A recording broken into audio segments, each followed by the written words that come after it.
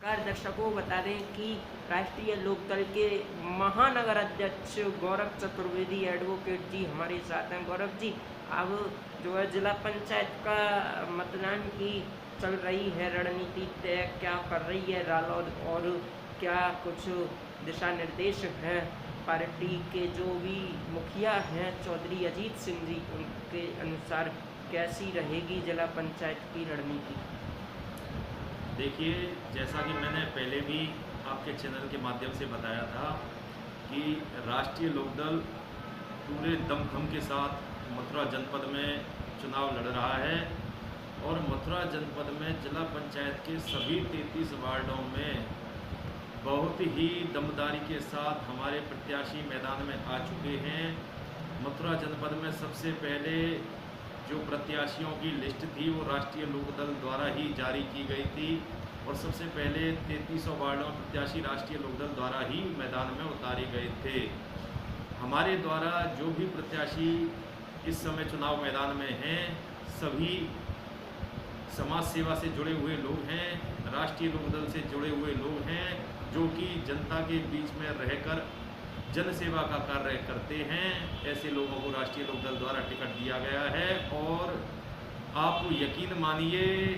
ऐसा मुझे विश्वास है कि इस बार मथुरा जिला पंचायत के 33 वार्डों में से कम से कम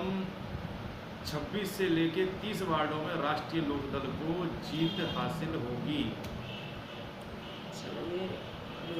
बहुत अच्छा संदेश दिया महानगर अध्यक्ष रालोद गौरव चतुर्वेदी एडवोकेट जी ने। हम भी यही कहेंगे कि जिला पंचायत में गांव की जो पीर नहीं हर रही है, यहाँ से दो कद्दावर मंत्री होते हुए एक तो पूर्व मंत्री भी रहे हैं, उनके द्वारा गांव की सुध कौन ले, कब तक ले,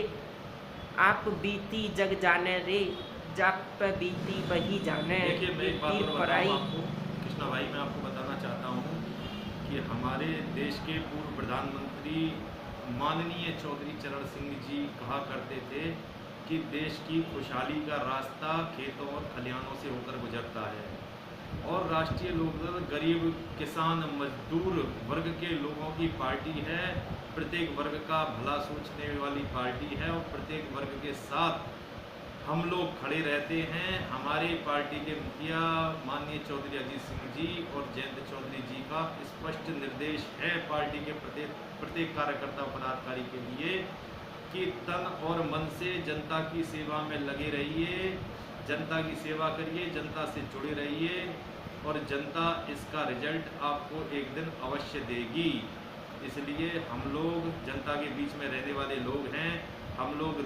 धरा पर रहकर कार्य करने वाले लोग हैं, हम लोग अन्य पार्टियों की तरह आसमान में उड़ने वाले लोग नहीं हैं। ये इन्होंने हमको यही संदेश दिया कि पूर्व प्रधानमंत्री जी का जो संदेश था,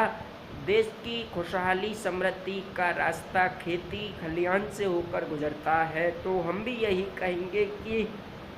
जन जन की पीर हरनी चाहिए। यहाँ पर जो भी योजनाएं हैं उनको पलीता न लगना चाहिए और सभी देशवासी, ब्रजवासी, प्रदेशवासी खुश हों, खुशहाल हों, धरातल पर कुछ नज़र आना चाहिए। साक्षी न्यूज़ के लिए मथुरा से जर्नलिस्ट कृष्णा गुप्ता की रिपोर्ट।